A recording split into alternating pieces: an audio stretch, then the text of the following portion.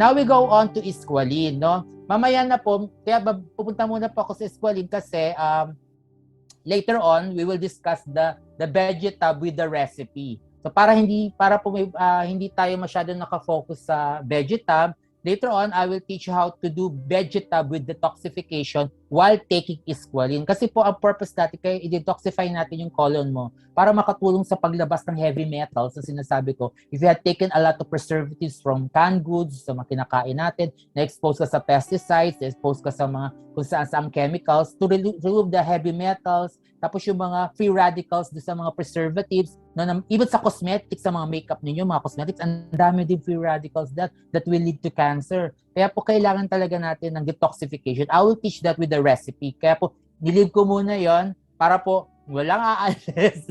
No?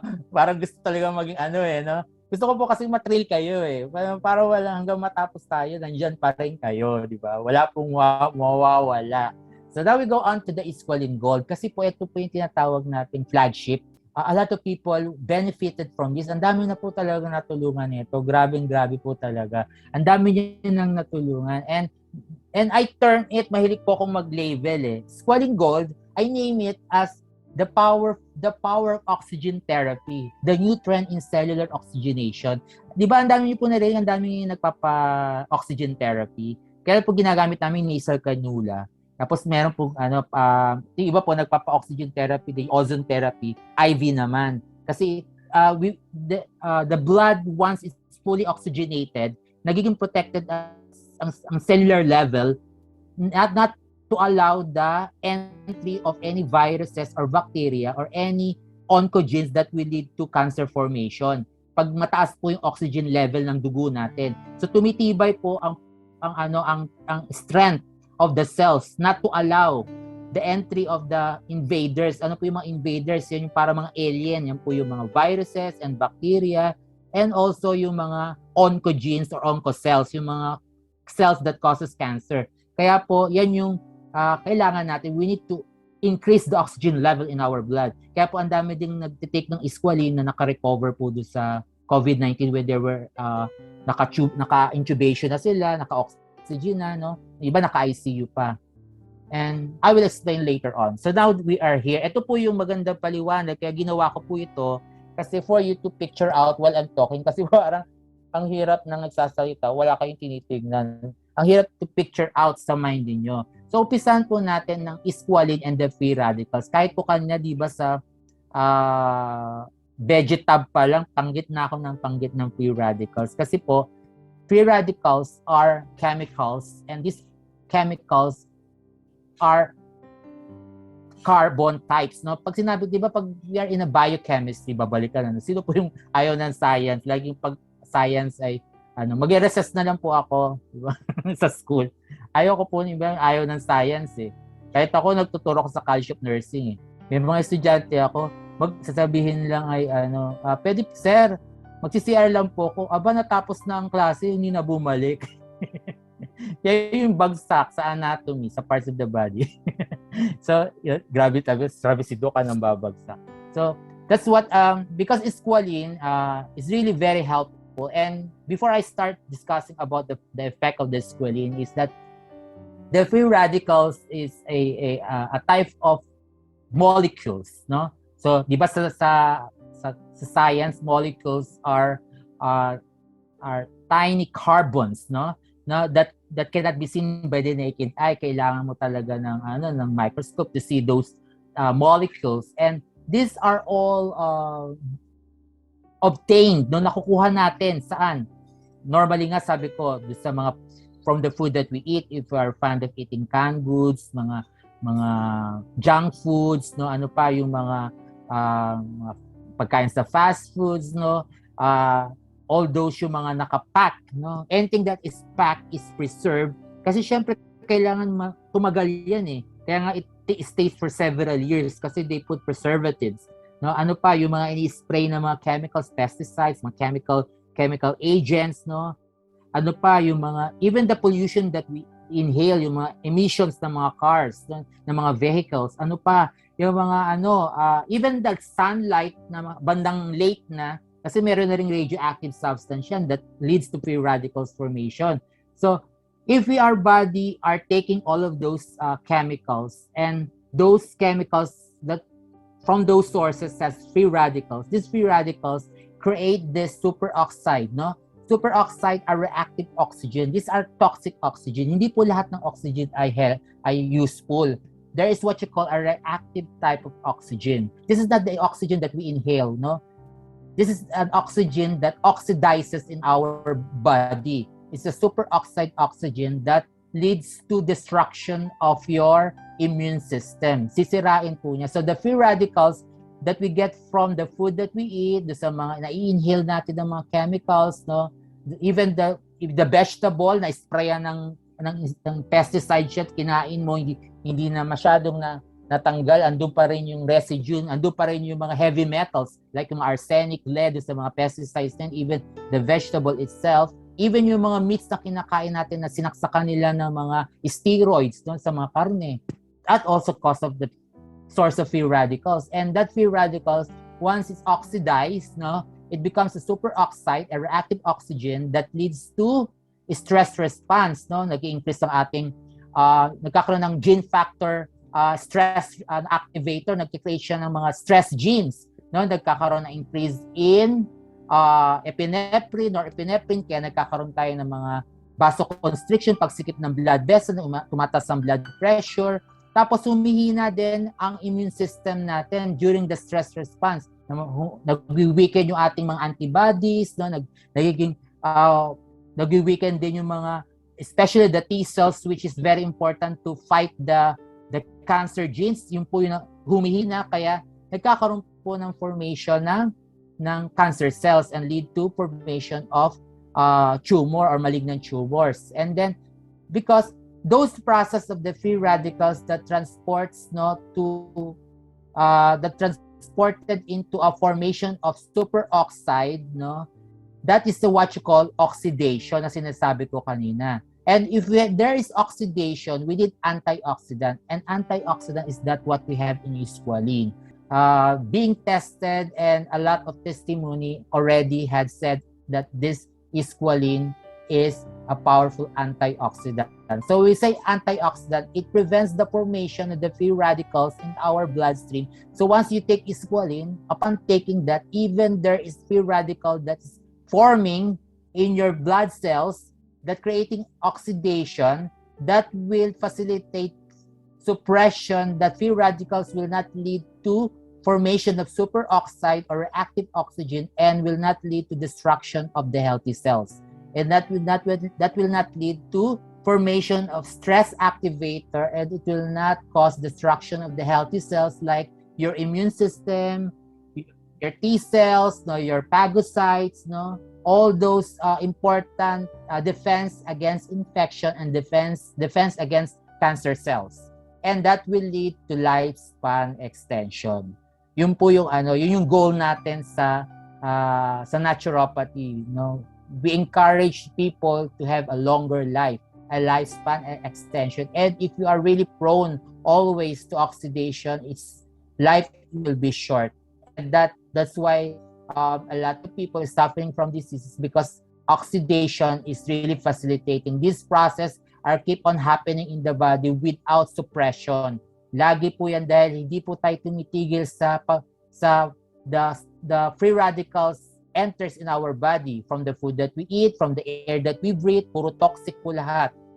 Sa meats na kinakain natin, sa vegetables na kinakain natin. Kaya nga, as much as possible, maganda po sa vegetables, organic talaga, kasi nga, we prevent the chemicals from the pesticides.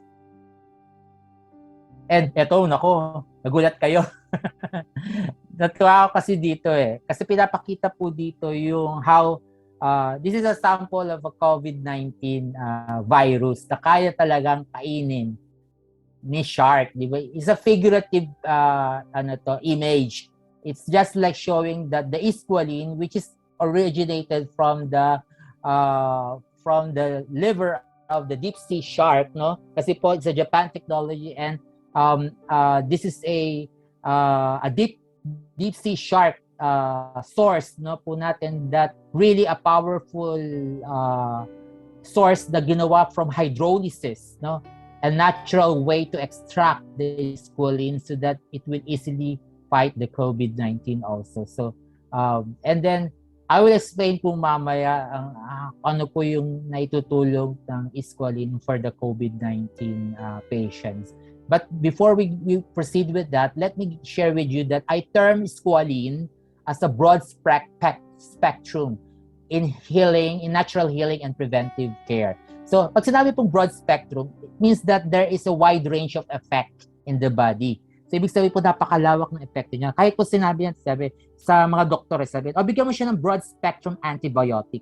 Pag sinabi po, ginagawa po ng mga prescription yan. Kasi sinabi na kailangan niya ng broad spectrum antibiotic because the patient requires an antibiotic that will destroy a virus, different types of bacteria that causes infection in the body. Kailangan niya ng broad spectrum. And that's why broad spectrum means, ang ibig po sabihin yan, it's a substance that take effect on various types of diseases, and that is being used naturally. Kaya po it's a part of natural healing and preventive care. Kagaya po sa Parkinson's disease, you know that Parkinson's disease happens, is old age disease. No? Normally, manifestations po niyan happens yung normally at the early age of 40, nagkakaroon na po niyan, 40, 50, 60, 70, 80, those are the age, mga range ng mga ages na nagkakaroon ng Parkinson's. Meron po, Parkinson's starts with the degeneration of the nervous system. So normally, there's an increase of acetylcholine. It's a neurochemical transmitter being released by the pituitary gland that causes rigidity, kaya po nagkakaroon ng tremors, nanginginig yung mga extremities like the arms, the fingers, no? Tapos po nagkakaroon ng poor gait, no? Hindi po makalakad, hindi nahihirapan ng ang mobility of the patient because there's a degeneration of the nervous system. No? Namamatay po yung mga nerve cells niya, yung mga neurons niya. Nagkakaroon ng degeneration of the cells in the cerebrum. Kaya nagkakaroon ng memory lapse, poor memory retention, no? And squalene will help to repair that. So magkakaroon po ng tinatawag na regeneration of the nerve cells. Grabe, di ba?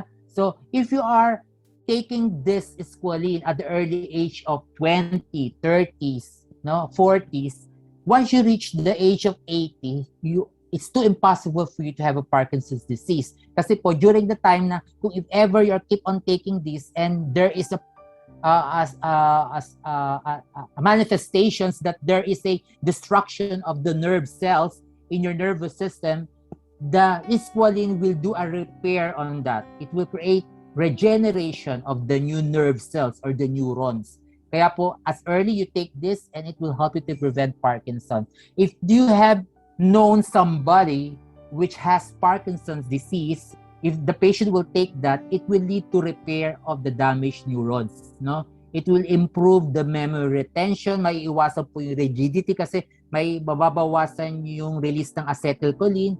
It will improve the nerve function, no? For this Parkinson's disease. And then the next is yun na po, malignant tumor. So when we say malignant, it's already cancerous, and this tumor, it should be validated by biopsy by an oncologist. Kailangan po talaga, before you will say that you have a malignant tumor, kailangan po talaga nag-undergo ng biopsy, nagkaroon po ng laboratory test, no? Na-check po lahat yung mga yung mga WBC ninyo, and all the necessary diagnosis needed, no? To make sure that you have a malignant tumor. And if that was already diagnosed by an oncologist or a doctor or other doctors that you are really positive to have a malignant tumor, there is a particular stages for that. If you are in the stage 1, stage 2, stage 3, stage 4, no?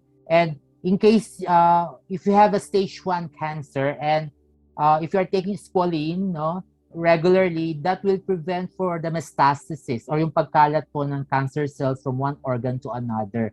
And from stage 1, it will not lead to stage 2 kasi po, there's what you call, tinatawag nating chemotherapeutic effect of this. So there is what you call the suppression of the growth of the cancer cells, the powerful chemotherapeutic effect that will not those cancer cells will just stay on the particular organ. It will not be metastasized or transported to the other organs. So doon na lang po siya mag-stay, and then later on, it will lead to destruction of the cancer cells within that organ itself only. If you are stage 1 liver cancer patient, only in the liver will stay the cancer, and that will create a chemotherapeutic effect within that liver alone. Hindi na po siya magta-transport to other organs. That's the power of squalene. And then also the psoriasis. This is a excessive stimulation of the skin, no? Actually, it's related to excessive stimulation of the nerves within the skin, no? Actually, kaya nagkakaroon ng appearance ng scaly redness, no? Because it will keep on producing this type of disease that keep on producing new skin cells. And psoriasis cannot be treated. Only steroid therapy maintains the prevention of irritation, redness. Steroid therapy lang po ang ginagawa ng mga doctor. But it's a long-term disease that cannot be treated. And squalene will help to prevent the irritation, yung redness. Tapos po, kasi normally produces dito sa mga joint natin. Minsan nandito sa mga joints sa hands, dito sa mga phalangeal joints, elbow joints, mga kneecaps, knee joints. No? Diyan siya nagkakaroon ng scaly, nagbabalat-balat, tapos may redness. So psoriasis appears like that, and this squalene will help to prevent irritation, yung redness, pati yung itchiness, and also in production ng more skin cells that lead to scaly. Yun po yung maiiwasan, yung pangangapal niya ng pag-iwas ng pagpapalit po ng balat at pagkapal ng balat. And then we also have the cardiovascular disease. As we all know, may omega-3 po ang squalene. And omega-3 is needed by our bloodstream because omega-3 helps to scrape the bad cholesterol that accumulates in our arteries and veins. And if you have increase in low-density lipoprotein, you have increase in lipids in your blood, meron po hyperlipidemia. This is what you call ang squalene po, meron tayong tinatawag na statin effect. When you say statin, para din po siya mga simvastatin, parang mga atorvastatin. So, it has statin effect that neutralizes the lipids in your blood that will not cause cholesterol plaques accumulation in our arteries and veins that leads to blockages, causing vasoconstriction, that leads to hypertension, that leads to cardiac arrest, that leads to stroke. Kaya po, squalene is very good for that. And then also, sinabi ko rin po sa stroke, no, because most of the stroke is ang major cause is thrombus, yung blood clot accumulation because of the increased vasoconstriction in your blood vessels. So, yun din po, meron din po siyang tinatawag na antithrombotic effect, no? Ang ating, it's just like, kaya nga sabi ko yung mga patient na nagtitake ng mga antithrombotic, no? Yung mga blood thinners like yung mga clopidogrel, no? Mga aspirin, or nagtake ng mga heparin, no? Those are antithrombotic. So, hindi nyo po isasabay sa squalene after 8 hours, especially those who are taking statin, no? Yung anti-cholesterol, no? Hindi nyo po isasabay kasi nga po, almost the same effect niya, pero you have to maintain your medication. If you are taking mga statins or yung mga atorvastatin, you are taking blood thinners like clopidogrel or aspirin, you have to maintain that 8 hours lang po yung pagitan, and you can take squalene, and napakagandang complementary treatment po siya kasi both of them are helpful since squalene has also this statin effect which similar to atorvastatin, and has also had the effect of as a blood thinner. So iwasan niyo po yung thrombus as a blood thinner, prevents it's an antithrombotic effect. Prevent niya po yung blood clot in your blood vessel para hindi na po mag-lead to stroke. And then aging, no? Also yes, because it's anti-aging po talaga. Actually, squalene promotes collagen formation. Yung po yung magandang. Alam niyo po ba kaya tayo nagkaka-wrinkles? Kasi nawawala po yung collagen in our skin. And once the collagen diminishes because of aging, pag nag-reach ko na rin more than 40 na, the elasticity, yung pagbanat ng balatan, the elasticity loosens, no, nawawala na po because collagen maintains elasticity in our skin. So if we take squalene, it enhances the collagen formation in our skin that creates a good skin appearance. Mawala po yung mga wrinkles, no? And then you will see a great looking skin. So marami na siguradong magti-take din sa inyo yan kasi ang dami sa ating gustong wala yung wrinkles. And as I said, meron din siyang ability to repair the retina. So para din siya yung kanina yung sa Vegetab, no? Kasi sabi ko nga, most of the people have blurring of vision. Probably it could be a macular degeneration, no? Nagkakaroon po ng destruction of the cells in your retina. Kaya po hindi siya masyadong, once the light transmits into your retina, hindi na siya nagpo-produce ng more colors. That leads to clearing of the vision. Kaya medyo nagbe-blurry siya. So, squalene will also help that to improve retinal function. Kaya maganda rin po ito sa merong mga glaucoma, no? Kasi glaucoma, normally yung mga hypertensive patient nagkakaroon ng glaucoma, that leads to blurring of vision also because of the increase of the constriction of the blood vessel do sa ating sa eye, kaya nagkakaroon ng glaucoma. Maganda rin po siya.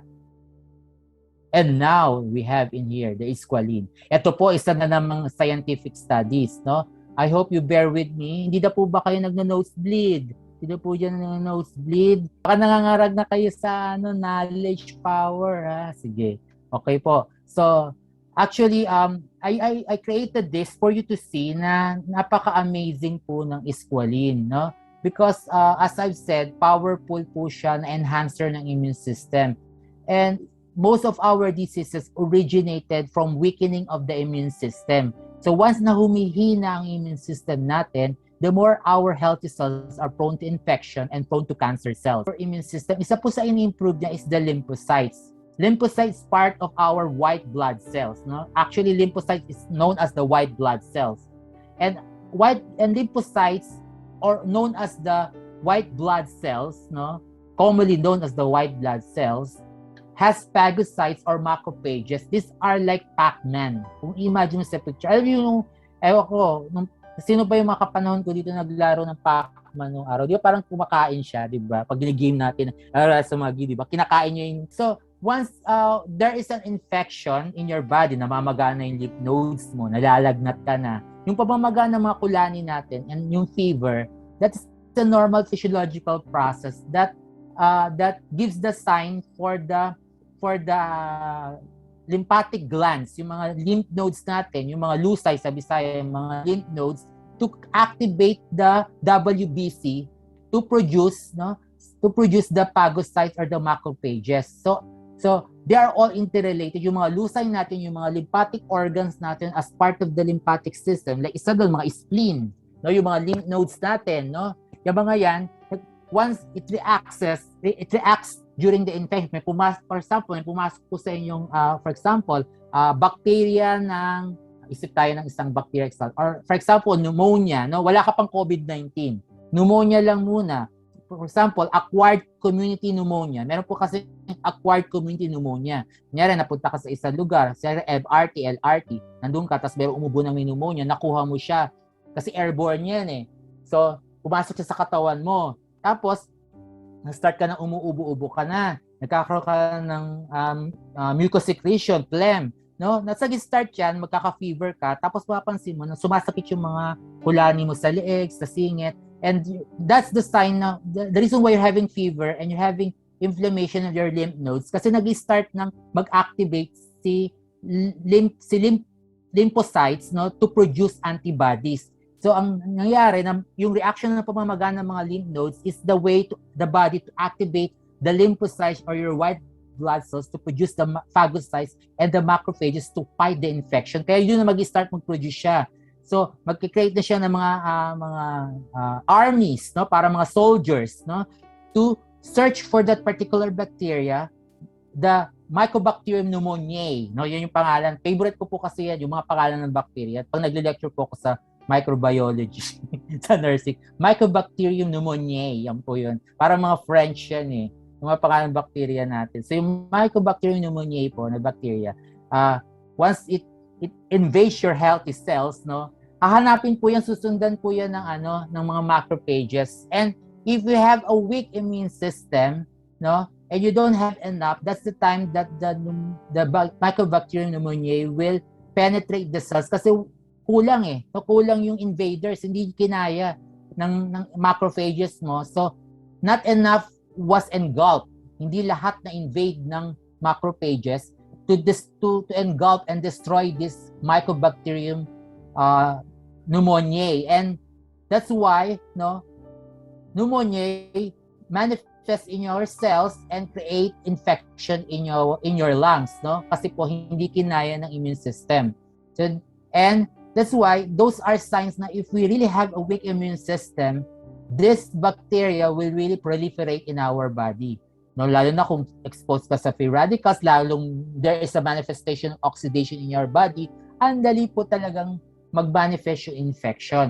Tapos hindi ka pa nagtitik ng antioxidant, hindi ka nagtitik ng mga rich in beta-carotene, no, yung mga yan, you have poor intake of vitamin C, no, that's why really you have a poor immune system, you have poor production of macrophages because millions of macrophages is not enough to destroy a particular bacteria. Kaya po kailangan talaga na there are enhancement of our immune system. And especially if you are really immunocompromised, diabetic ka pa, may cancer ka pa, tapos meron ka pang mga other comorbid diseases, no? Really, you have more weak immune system, kaya madaling mag-proliferate ang infection. And we need squalene because squalene will enhance that, no? Bukod sa macrophages, i-enhance nyo rin po yung inyong bone marrow. The squalene will activate the bone marrow to produce the B cells. Isa din po siya sa powerful na antibodies yan for immune system, yung B cells na pinuproduce ng bone marrow.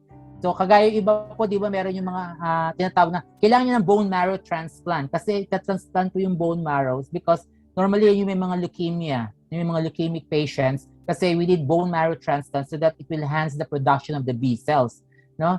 And then also, and the next is our T cells. T cells being produced by our thymus gland. So kailangan din po yan. So i-activate din ng squalene yung thymus gland to produce more T cells to fight the infection.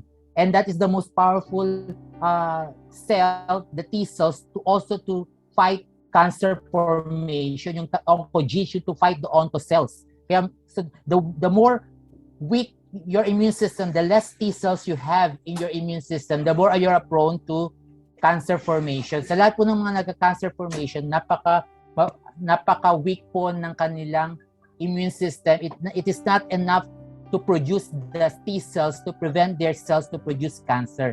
So T cells, the very powerful fighter for our cancer, yung T cells po natin in the immune system. And how the squalene forms that? So one thing is it fastens the wound healing, no? Kasi po that is the effect of the squalene, and also fights infection, prevents growth of tumor and metastasis. So ito po i-explain ko because during the process of fat oxidation, our body has fats. We take foods rich in fats. We take a lot of food rich in fat, no? And our body has a natural process of fat oxidation. And during the process of fat oxidation, that oxidation created from the metabolism of the fats create a manifestation of oncogenes. So in squalene, there is what you call alkyl glycerol. And this alkyl glycerol prevents the formation of oxidation during the fat metabolism so that it will not activate the formation of the oncogenes. So that's why the statin, which is present in squalene, yung po yung statin, yung po yung nag-prevent ng accumulation of the cholesterol in our arteries sa bloodstream natin. Yung statin effect niya, no, helps on the prevention of the formation of HMG-CoA reductase. It is a amino acids that leads to the formation of the cancer genes. So the statin inhibits the formation of the HMG-CoA reductase, and then also once the statin forms on that, no, it will inhibit the formation of the reductase and blocks the formation of the mutated cancer genes. So yun po yung nangyayari. So papaliwanag ko po sa inyo simple. So the Squalene, once you take that, meron po siyang statin effect. Yun po yung nagdulusaw, nagme-metabolize ng mga fats and cholesterol. Kasi po during the process ng metabolism ng fats natin sa katawan, yung time na nag-metabolize po yung fats, doon po nag-create ng oxidation. No? Yung tinatawag na glycolysis. The glycolysis is the metabolism of fats that leads to oxidation. Yung oxidation na kinreate during fat metabolism, yun po yung nag-activate ng development ng HMG-CoA reductase, no? That leads to formation of cancer cells or mutated cancer genes. So, ang gagawin po, yung statin effect po ng Squalene will inhibit the formation of HMG-CoA reductase so that it will block the formation of the RAS or the mutated cancer gene. So hindi na during the statin process na piniprevent niya yung oxidation, hindi na po mag-create ng mutated cancer gene.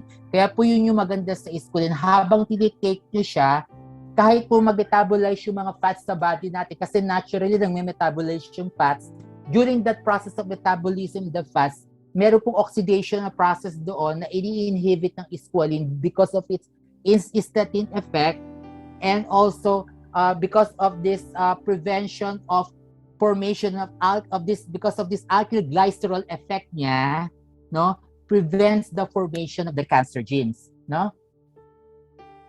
That is what good about the Squalene. If you could see the picture, that if there is fat metabolism in our body, there is oxidation. Haba pong nabe-burn yung mga fats sa katawan natin, kasi lahat po tayo may fats sa katawan, meron tayong adipose tissue. Lahat ng kinakain natin is rich in fats. It will metabolize naturally in our body. And during that fat metabolism, kasi po kailangan yung fat metabolism na yan, pag gumalaw ka pa lang, ginagamit ng katawan yung fats mo, so mag-metabolize siya. Pag anything that you move in your body, it uses fats, no?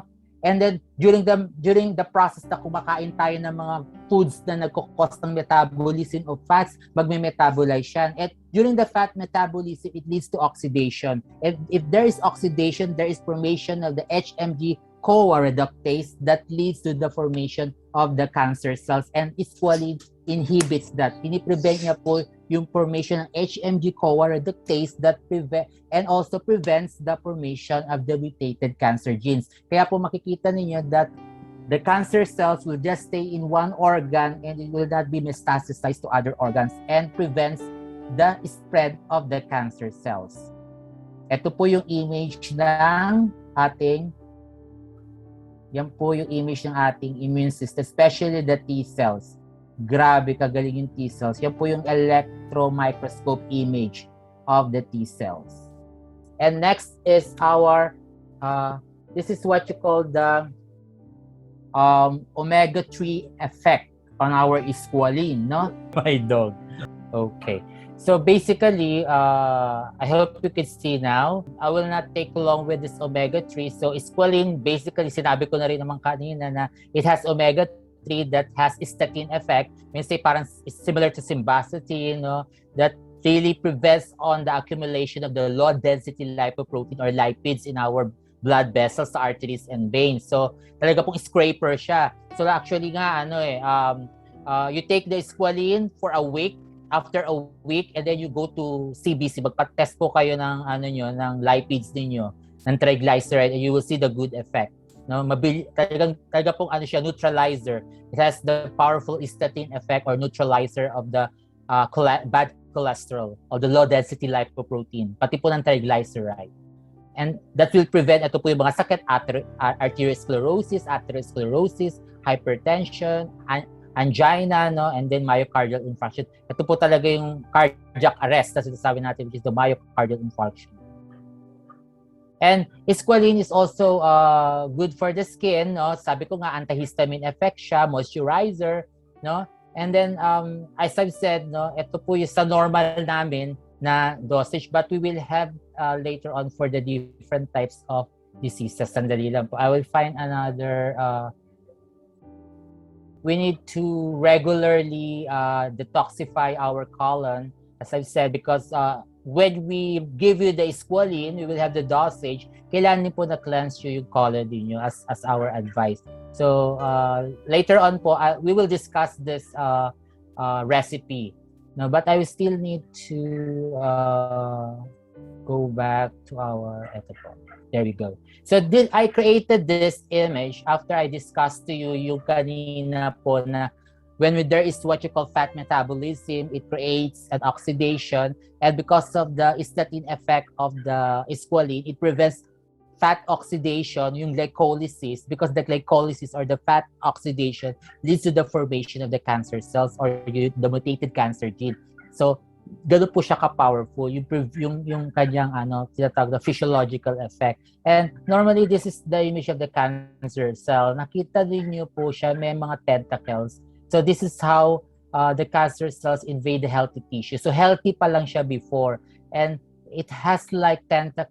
Nakita niyo, parang octopus siya that invades your healthy cells. Tapos mag-i-start na po siya hanggang sa maging malignant tumor. But of course, not all tumors are malignant. There are some which is benign, not cancerous, once it's being checked by biopsy. But of course, when it was tested during the biopsy ng histopathology, no, and it was declared as a malignant tumor, it means that it's already had cancer cells. Kaya gusto ko po makita nyo yung difference. This is the image of the benign and this is the image of the malignant.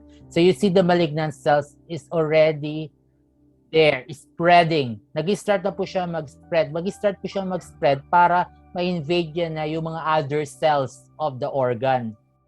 Especially if that, for example, if the organ is already in your breast, no? For example, you had the breast tumor and then naging, normally breast tumor or breast cancer, pag nag-metastasize siya, normally nagiging lung cancer. So, yun po yung image ng metastasis of the cancer cells. Ito po siya.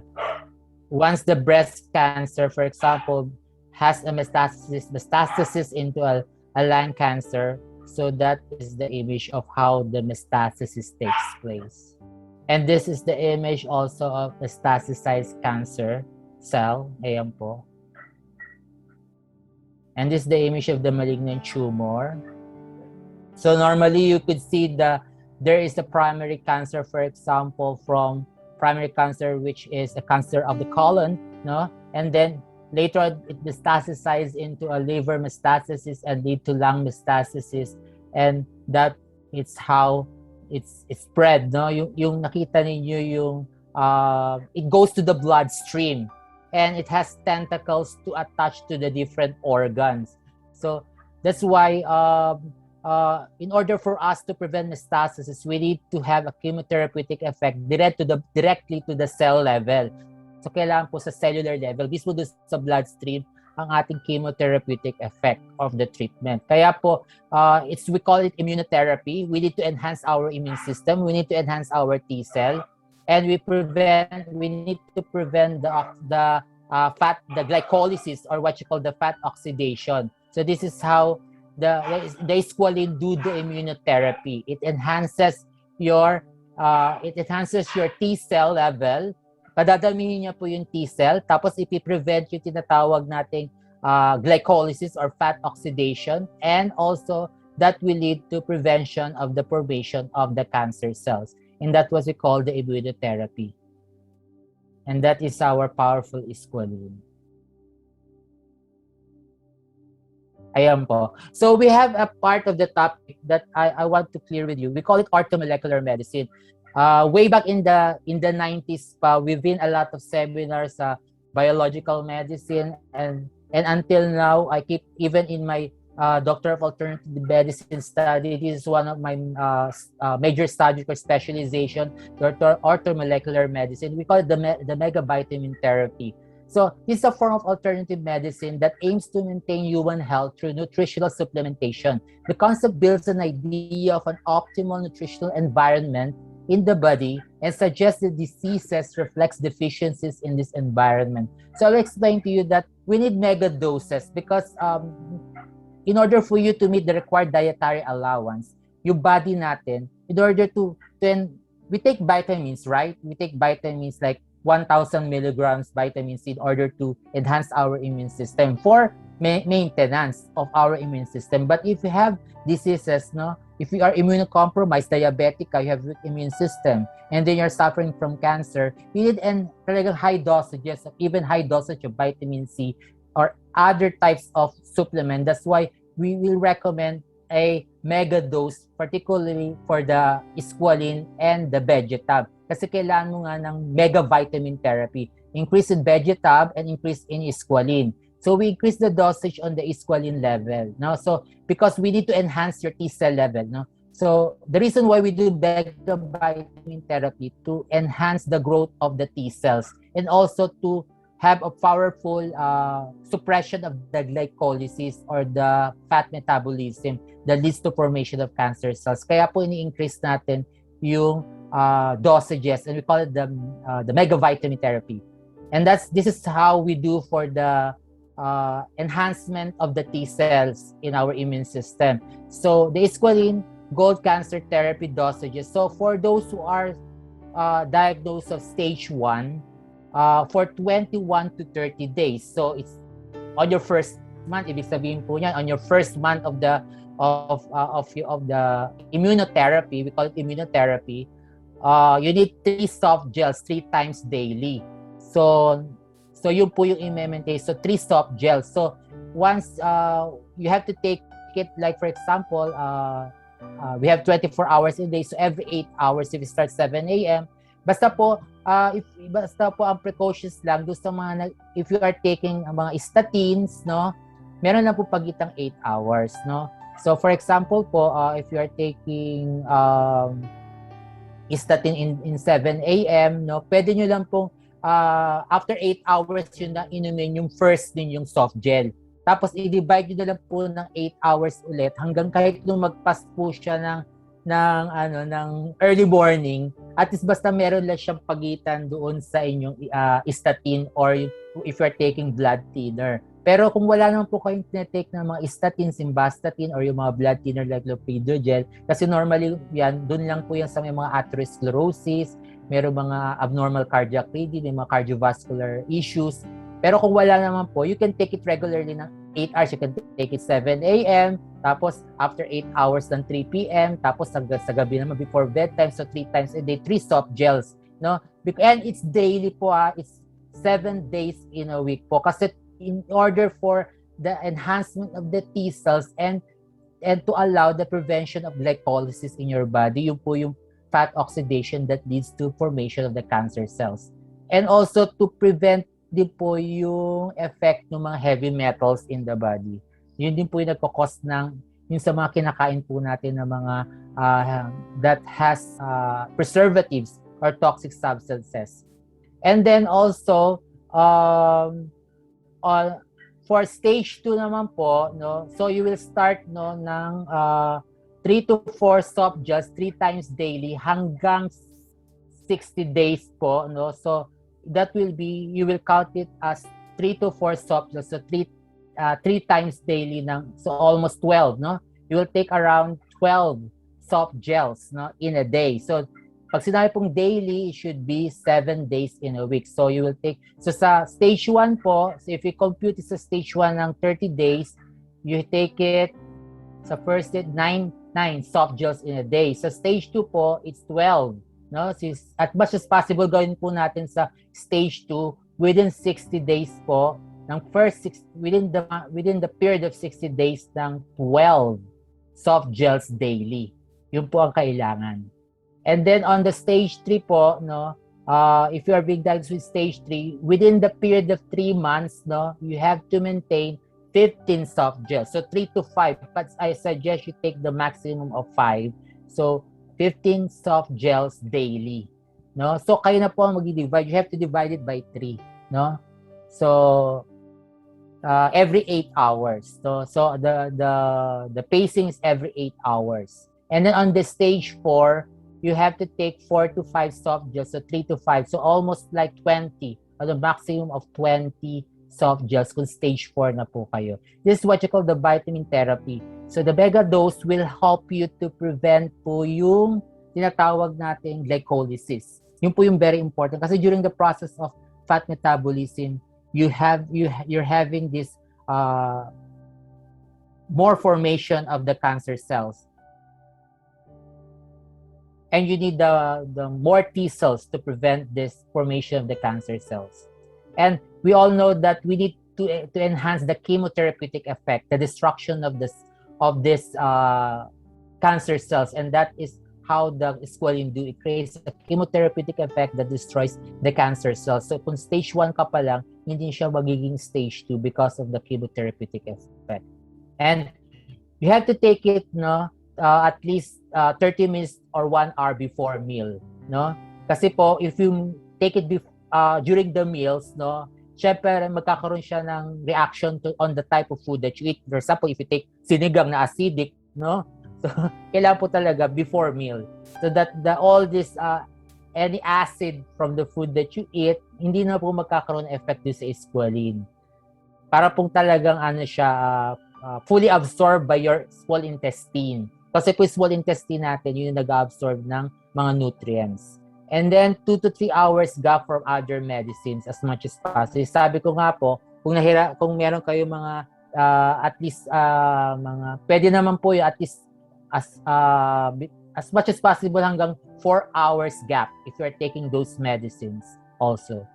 And then observe healthy diet also so that you will have a fast track of the cellular recovery. So kailangan po as much as possible, iwasan po natin yung mga yung mga foods na nakakan, nakapat, no, fast foods, junk foods, no, and also yung organic na po yung diet natin as much as possible, organic diet, kasi po yung nabibili natin sa supermarket tsaka sa mga market, meron na po siyang mga exposed na sa pesticides. So as much as possible, find a farm that produces organic vegetables, yun po, at as much as possible po kung raw ang gagawin natin, we do blending. Mamaya po yung ipapakita ko, we do blending as a raw, mas maganda po siya. Like for example, yung mga powerful detoxifying na celery, mamaya po gagawin po natin yun sa mixture.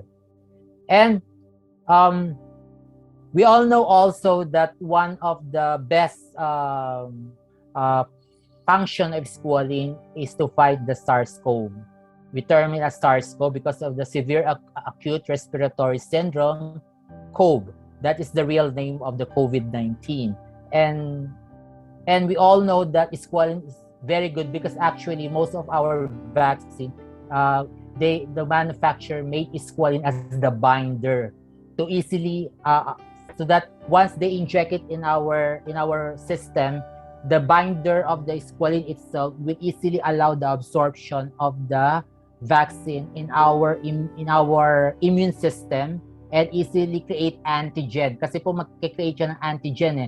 The vaccine itself will create antigen so that once the SARS-CoV enter in our body, the immune system already knows that there is a particular COVID-19 in our body. So that is the effect of the vaccine. And the Squalene is the binder. Pag sinabi itong binder, it coats on the vaccine itself para po pagpasok niya sa cell natin, it easily absorbed by the cell itself.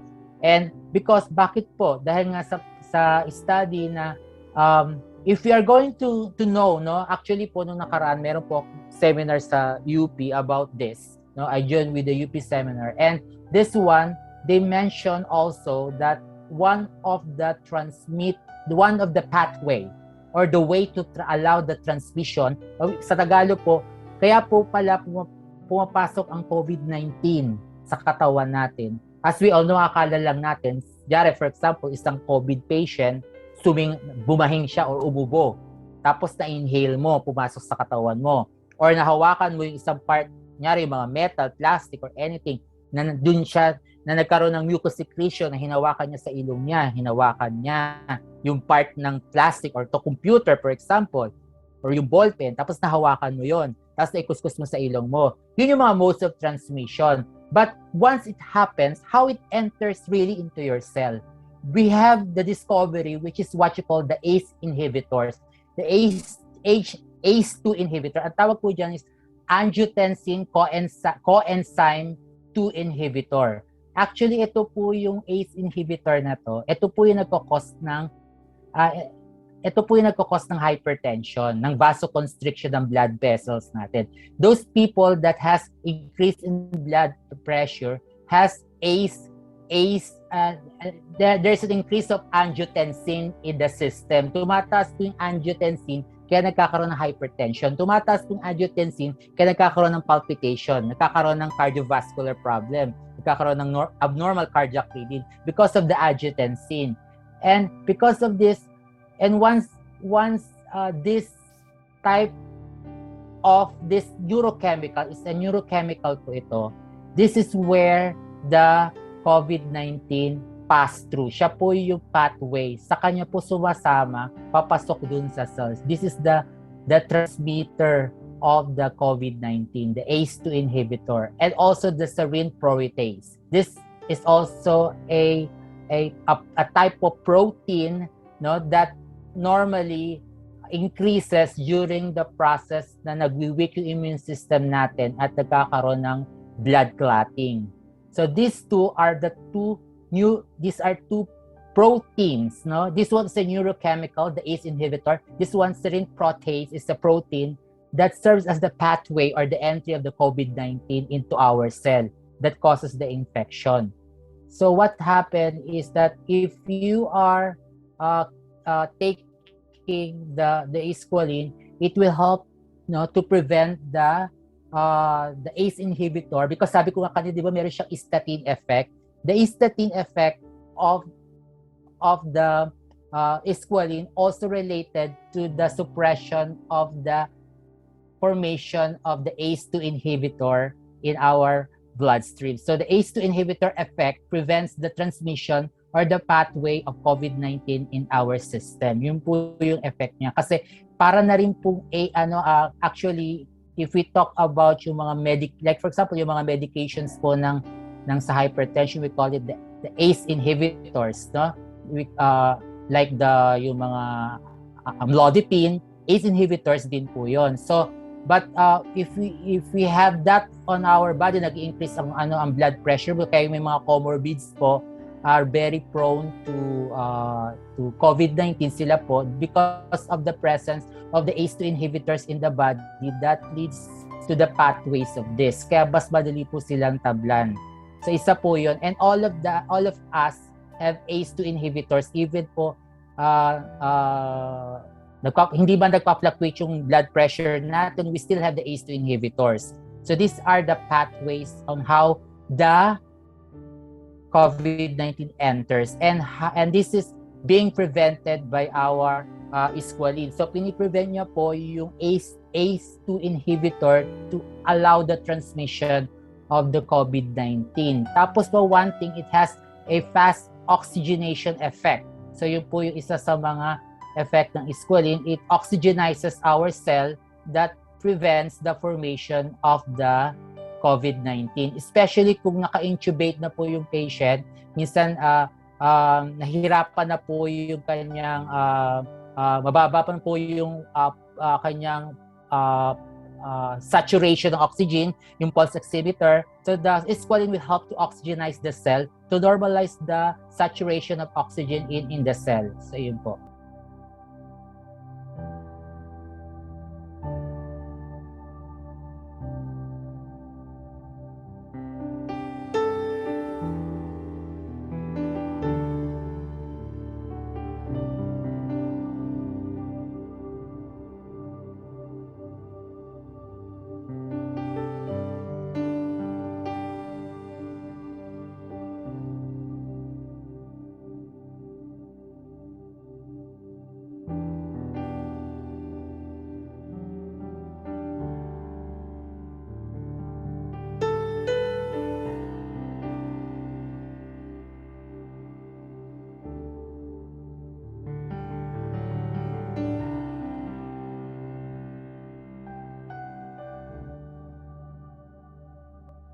Sharks. They can be our worst nightmare. Many of us react with pure horror to the most lethal and terrifying creature in the ocean. But according to scientists, deep sea sharks may actually be here to help us. After 20 years of research, we now know shark liver oil provides remarkable health benefits. Individuals who work in and around water have to rely on strength, power, and endurance. Navy SEALs, local governments like the LAPD, and military underwater units around the world have discovered the amazing benefits of shark liver oil. Through extensive research, science has found that this product helps the body fight fatigue and better resist cold temperatures. These qualities are ideal for those who demand the most from themselves: soldiers, divers, and endurance athletes. They need the right fuel. Police officers risk their lives every day. Helping military men and law enforcement face severe stress is world-famous researcher Terry Laron of Neutralis Del Mar. He recently brought a wealth of hard-earned expertise to the LAPD Underwater Dive Unit. In the course of more than 20 years, his leading-edge techniques have successfully treated over 800 elite fighting forces. They include paratroopers, underwater combat specialists, and high-altitude soldiers. You know, for these men, failure is not an option. Their lives depend on completing difficult, dangerous missions, sometimes under punishing, strenuous conditions. They need a nutritional shield to perform to their limits. His new military formula helps dive teams, police officers, soldiers, firefighters, the Coast Guard, lifeguards, fishermen, and athletes operate at more elevated levels. Experts say, though the rest of us may not face combat or extreme cold, we can all benefit as well. Now, we have an explanation for the healing power of shark liver oil. We now know these magnificent beasts are a crucial link to the ecosystem. Brian Christie reporting.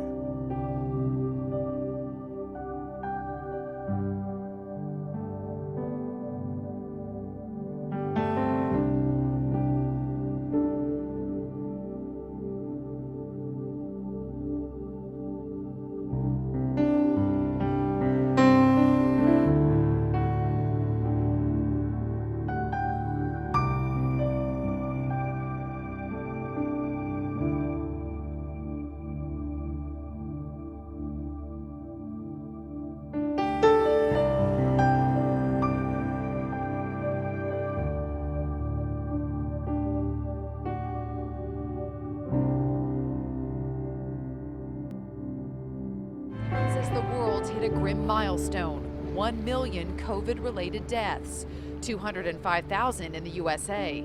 Now, we're learning that in the race to develop a vaccine, sharks may be a key. How so? Shark liver contains a rare oil called squalene, which makes the vaccine more potent. More than 500,000 sharks may have to be captured and sacrificed to supply the world with the coronavirus vaccine.